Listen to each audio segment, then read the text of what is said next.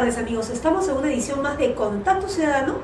Esta vez nos encontramos con el analista político Ricardo Sores en el distrito de San Isidro, quien nos va a comentar el tema de la minería, qué está pasando y qué están haciendo nuestros funcionarios respecto al tema. ¿Cómo estás, Ricardo? Bienvenido a Contacto Ciudadano. Muy buenos días. Mira, estamos acá básicamente para hablar del tema de Cajamarca. Cajamarca es un departamento históricamente ganadero, agropecuario, lechero. Es un departamento que tiene recursos y que tiene una gente hermosa, donde también Cajamarca es un departamento que viniendo acá de la costa se viaja directamente a Cajamarca y tenemos sierra y selva donde el potencial turístico es enorme. Per se, Cajamarca no debe ser acusado, en mi opinión, de que Cajamarca es un país pobre porque el proyecto Conga de Minera Buenaventura Ñumo no va. Muchas personas se preguntan por qué algunos dicen Conga no va y otros dicen Conga sí va. ¿A qué se refiere? Bueno, ahí hay un pésimo manejo en cuanto a las relaciones sociales y humanas y en cuanto a lo que la compañía Buenaventura o cualquier otra de gran minería ha venido haciendo durante los últimos 20, 30 años, lo que ha ocasionado de que se formen estos grupos recalcitrantes de izquierda que vienen siendo auspiciados por las ONGs como las que maneja el padre Arana u otras, que solamente llevan odio a dichos pobladores, haciendo poco probable que dicho proyecto pueda salir a la luz. Ahora, también entiendo al pueblo cajamarquino, a ese minero de a pie, a ese hombre que camina en los Andes, a esa mujer peruana, andina, que ve pasar su vida y sin embargo, a través de los años, Buenaventura, con su soberbia, porque su soberbia ha sido la perdición de Buenaventura. Digamos que esos pobres campesinos, como tú dices, a diario se matan trabajando, los explotan, y realmente estas ONGs que reciben financiamiento internacional son las que se enriquecen, ¿sí o no? Bueno, la gente se muere de hambre, porque hay mucha pobreza en Cajamarca, a pesar que es una provincia que cuenta con muchos recursos. Yo no haría la precisión en términos peyorativos, explícitos de que los explotan. Lo que sí diría es que hay un pésimo manejo social, de inclusión, donde incluso los accionistas minoritarios de Buenaventura están cansados de tener una gerencia tan ineficiente que no ha permitido trasladar posturas de consenso entre Buenaventura y los mineros, los antimineros, con la finalidad de que el proyecto salga. Esto va en desmedro de accionistas minoritarios, va en desmedro del propio pueblo cajamarquino, va en desmedro de la propia compañía, pero aquí hay dos partes, una derecha radical y una izquierda recalcitrante. Son dos puntos diametralmente opuestos, donde al menos quien suscribe se opone a la posibilidad remota de que Conga salga a balazos en otro tipo de gobierno. ¿Por qué dices que pasaría a balazos en otro gobierno? Mira, acá lo que se observa es de la intencionalidad de patear este proyecto para los próximos 4 años o lo que sea necesario. La realidad es que, en lo que a mí respecta, como un hombre 100% prominero, por mí que el proyecto Conga salga el día de mañana. Al parecer, estas circunstancias no están dadas. Lo que te quería precisar era de que yo, como analista, como peruano, como representante de una vertiente del Perú, me opondría a cualquier actitud de fuerza a futuro o en el presente con la finalidad de que el proyecto Conga salga a como dé lugar. Las cosas tienen que salir, pero tienen que salir en forma armoniosa. Eso sí, hay que tener muchísimo cuidado. Los precios del oro están cayendo. En estos momentos el oro se acerca peligrosamente a los $1000 la onza, y cuidado con que rompa los $1000, y hay proyectos incluso como Shahuindo en Cajabamba, cuyo costo de producción son $800, que entrarían ya en peligro de producción, ya no por cuestiones antimineras, ni por cuestiones propias de problemas sociales del Perú, sino por problemas completamente exógenos que escapan al control de nuestra economía. Correcto, ya que estás tocando el tema de la economía, podemos ir un poquito al tema de, ya que estás hablando de Cajamarca, donde hay mucha población, muchos chicos que no pueden estudiar, no van al colegio. ¿Tú crees que la pobreza se ha incrementado o se ha reducido? Algunos dicen que no hay pobreza en el Perú. Bueno, yo lo que vengo observando, pobreza en el Perú, por supuesto que la hay, ¿no? Sobre todo en las zonas rurales, en las zonas altoandinas, en las zonas de la selva, en las zonas más alejadas. Hay un chorreo, hay zonas donde se ve fluidez de liquidez, como en Tumbes, en Ica, donde en Ica pongamos la mano de obra en agroindustria es full empleo. Sin embargo, la realidad es que el Perú, a pesar de este avance, tenemos una economía que es 70% informal, que representa el 45% del Producto Bruto Interno, pero que es una economía que a la fecha, siendo informal, no es la economía ideal que nos permita dar el gran salto hacia adelante, en momentos donde todas las variables que vienen del extranjero, que nos permitan generar dólares sanos a través de nuestra minería, representando nuestras exportaciones tradicionales, ¿no? Donde el trasvase que ha habido a nuestras exportaciones no tradicionales no han sido lo suficientes para que el sector no tradicional permita soportar que el sector tradicional o minero baje su ritmo. Es decir, todavía seguimos amarrados a un sistema de materia primo exportador, un sistema que no podemos alejarnos de él, en mi opinión, en su totalidad, porque el Perú es esencialmente minero y la agricultura es prima hermana de la minería. Ambas pueden convivir si es que los canales de comunicación viabilizan, si es que del otro lado no tenemos agentes vinculados al narcotráfico de un Perú que cada día se asemeja, o en mi opinión ya es un narcoestado, donde los capitales del narcotráfico se han venido sustituyendo hábilmente, donde ya se hace minería formal, minería ilegal. Tenemos la minería ilegal incluso en la línea de Nazca, que están destruyendo el patrimonio nacional, desde Nazca hasta Caravelí. Trabajan como murciélagos y mueren como topos, beneficiando solamente los intermediarios. Tenemos en la zona de la selva el oro aluvial, donde las políticas de volar las maquinarias al estilo Uresti, por un lado han funcionado, pero por otro lado se han generado grandes abusos, porque hay empresarios que han alquilado sus maquinarias de buena fe y simplemente la maquinaria la han volado hasta las nubes.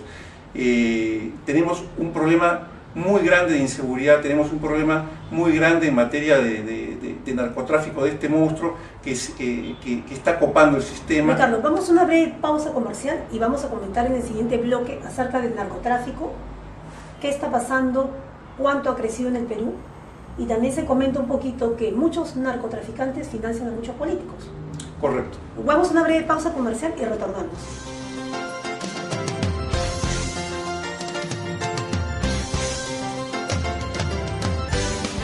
Bueno, amigos, continuamos con el programa Contacto Ciudadano. Ricardo, estábamos hablando qué está pasando con el narcotráfico en el Perú. Bueno, acá básicamente el narcotráfico viene copando toda clase de instituciones. Inclusive hay indicios muy serios de que nuestro propio Congreso ya está siendo minado por gente vinculada directamente al narcotráfico, lo cual es bastante serio. Bueno, como tú dices, es lamentable que muchos políticos, no vamos a mencionar nombres, hayan sido financiados por narcotraficantes, ¿no?, en las campañas pasadas. Y justamente se está especulando, dice, ¿qué va a pasar ahora en estas elecciones que se vienen, ¿no? Bueno, sí, así nomás hemos visto toda una serie de escándalos, trapitos que se han desatado. El financiamiento, a mí no me consta directamente, no, eso... Pero hay indicios. Pero hay indicios. Es verdaderamente lamentable que dentro de lo que son los partidos políticos comiencen a haber esa clase de indicios que permita ya avisorar de que el financiamiento por parte del narcotráfico es una realidad cruda, la cual se viene apoderando de la economía del Perú, con la agravante de que, y quiero pasar a otro tema, donde quiero tocar en materias de lo que se puede hacer en el Perú respecto a las asociaciones público-privadas, de temas como el metro, el gasoducto y el propio trasandino, ¿no? En esta oportunidad, simplemente decir, ya son, en el caso del metro y el gasoducto, ya son contratos que Humala ha firmado, que en mi opinión se estarían firmando los robos más escandalosos de la historia, porque yo no encuentro otra forma de denominarlos. Quisiera algún tipo de explicaciones. Por ejemplo, tú me mencionabas en las cortes comerciales sobre el tema del túnel trasandino. Explícale un poquito acá a los amigos televidentes para que sepan de qué se trata este megaproyecto, ¿no? Bueno, gozando y con el respaldo porque yo lo hago a título de exminero, que tengo cierto conocimiento, y también con un respaldo de ingenieros. El túnel trasandino es un túnel de una extensión de 31 kilómetros, que se prevé una inversión de 2.000 millones de dólares para el túnel.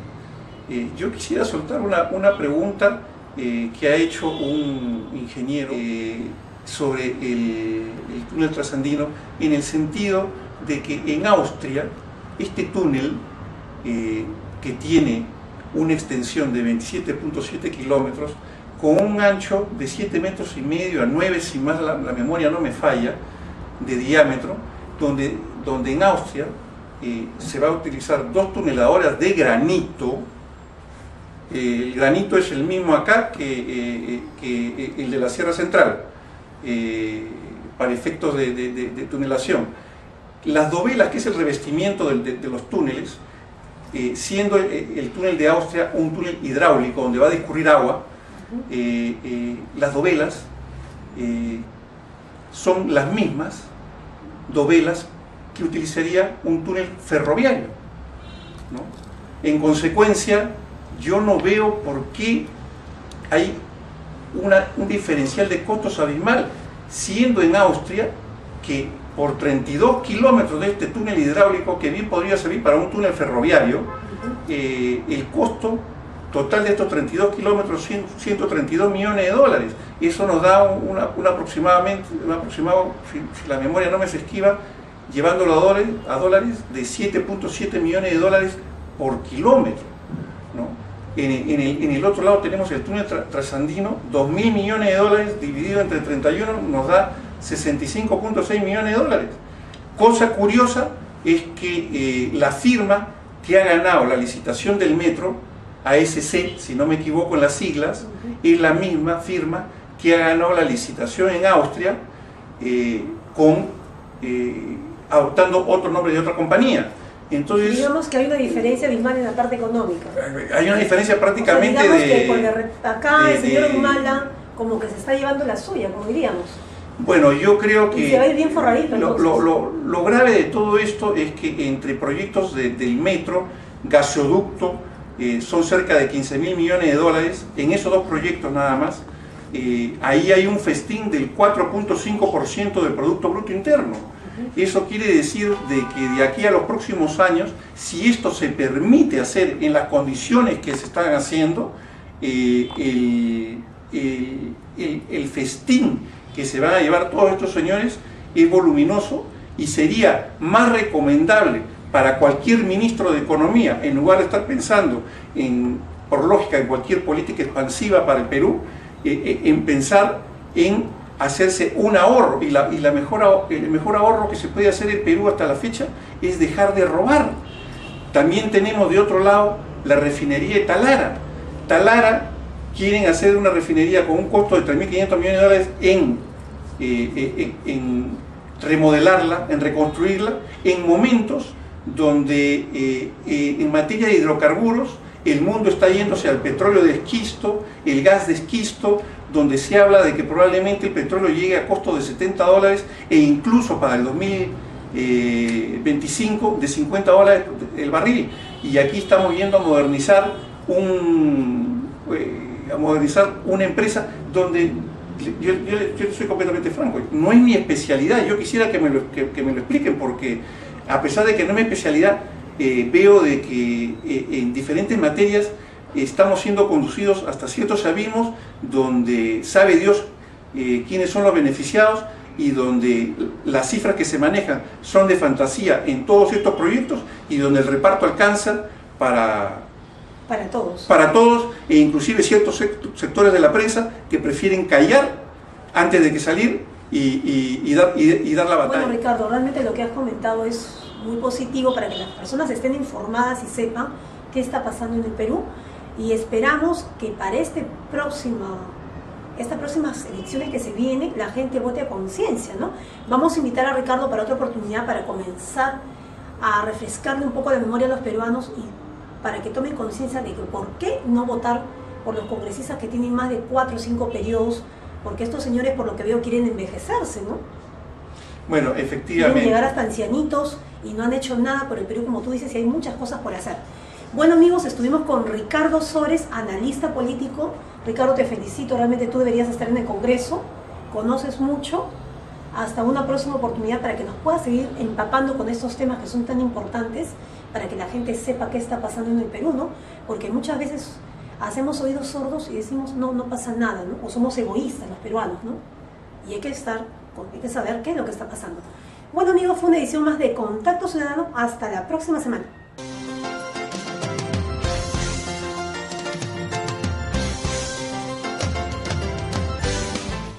Buenas tardes, amigos, continuamos con el programa. Esta vez nos encontramos en el distrito de San Borja, en las oficinas de la DOGEN, con el general Juan González Sandoval, quien fue más conocido como el Chacal, quien luchó contra Sendero Luminoso allá por los años 80. ¿Cómo está, general? Bienvenido a Contacto Ciudadano. Bueno, agradeciéndote, Luisita, por esta entrevista nuevamente. Efectivamente, en la lucha antisubversiva tenía el seudónimo del Chacal. ¿Por qué le ponen Chacal? Bueno, el Chacal porque cuando éramos cadetes teníamos el seudónimo Los Chacales. Y entonces, cuando la guerra fue tan dura contra estas organizaciones terroristas, Sendero Luminoso y el MRTA, entonces teníamos que tener un seudónimo para, de cierto modo, no ser tan fácilmente identificado. Digamos, para proteger su identidad, por seguridad, ¿no? En cierto modo, por seguridad, pero que sin embargo, en el caso mío, enfrentamos al terrorismo en forma, no camuflada, sino muy profesionalmente, ¿no? Y actualmente estamos como presidente de la Asociación de Oficiales Generales de la Policía Nacional del Perú, cuya abreviatura es ADOGEN PNP. Y realmente estamos en este cargo representando tanto a los señores generales en actividad y en retiro, como a la policía en su conjunto, a la Policía Nacional del Perú, haciendo las diferentes gestiones, llámese referente a las remuneraciones, pensiones, también el tema de la salud, porque tenemos un hospital que se cae por pedazos, con ofertas políticas, desde políticos como el exministro Pedraza ofreció la construcción de un hospital moderno, que habían 450 millones, pero sin embargo ni siquiera se ha inaugurado o se ha puesto la primera piedra. El actual ministro del Interior también manifestó que estaba declarando en estado de emergencia, pero también todos estos están quedando como ofertas, y es lamentable que los políticos hagan ofertas que nunca lo están cumpliendo, y esto es parte de nuestra historia, de nuestra vida republicana, que lamentablemente no tenemos planes estratégicos en el corto, mediano y largo plazo, y con objetivos claros de lo que queremos hacer. Por eso estamos como estamos con Perú, que realmente no tenemos objetivos nacionales, y si no hay objetivos nacionales, menos van a haber políticas, ni estrategias, ni metas. Por eso es las cosas que estamos observando en los diferentes campos. General, coméntenos un poquito. Sabemos que usted es chotano, cajamarquino, ¿no es cierto? Nació en un pueblito cercano a Cajamarca.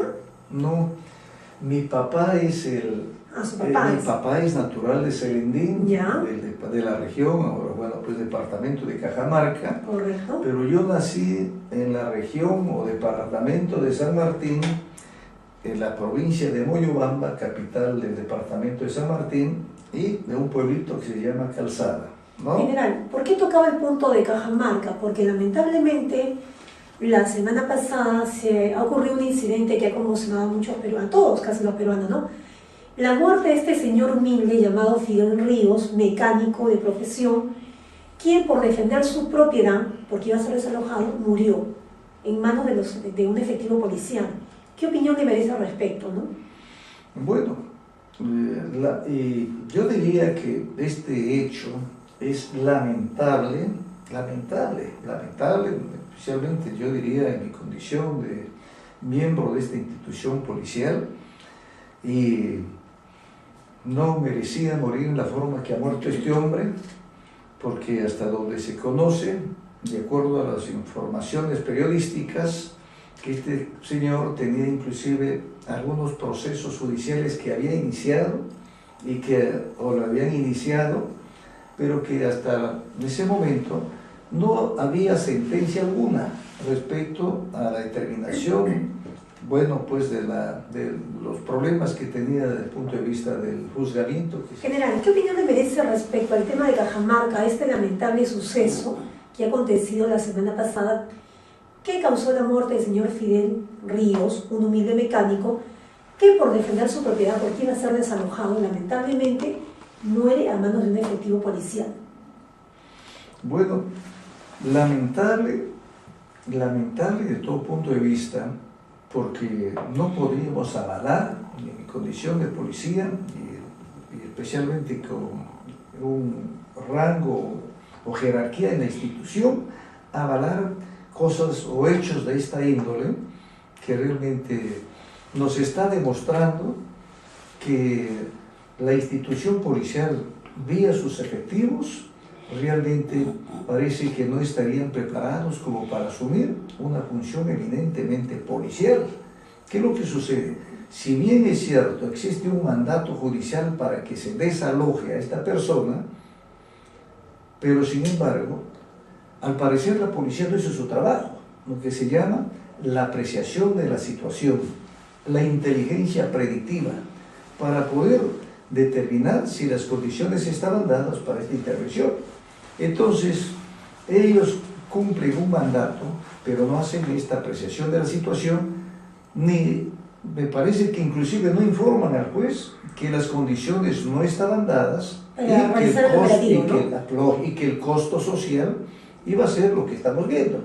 Entonces, si a esto estamos asistiendo, realmente lamentable, decía, porque veo a mis colegas asumiendo en este momento responsabilidades que inclusive no veo ya, en este caso, al responsable del sector interior asumiendo también esta responsabilidad. ¿Al ministro Urresti? Necesariamente, ¿no? ¿Por qué? Porque si días antes o 2 días antes escuchamos que el mismo ministro está observando un tema de una comisaría y llamando la atención drástica y a su vez groseramente a un miembro policial, pero sin embargo no vemos su presencia inmediata como está acostumbrado para las cosas importantes que hace la policía en su quehacer diario. De inmediato estaba el ministro, pero en estos casos, como vulgarmente se dice, donde las papas queman, no estuvo asumiendo su responsabilidad. Aquí lo asiste también la responsabilidad política al ministro, porque esto ¿qué cosa quiere decir?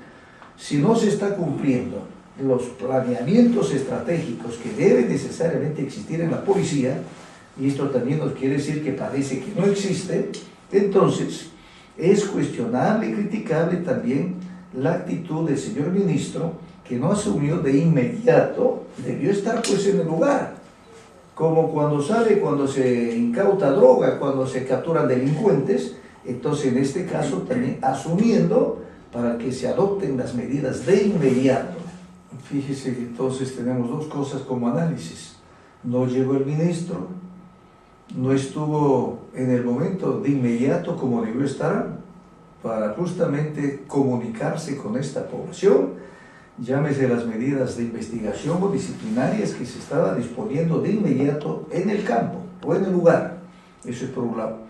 Y por otro lado, esto es, estamos viendo, porque se ha publicitado en los medios de comunicación, y esto ya es preparado, vemos que a los policías con guantes blancos.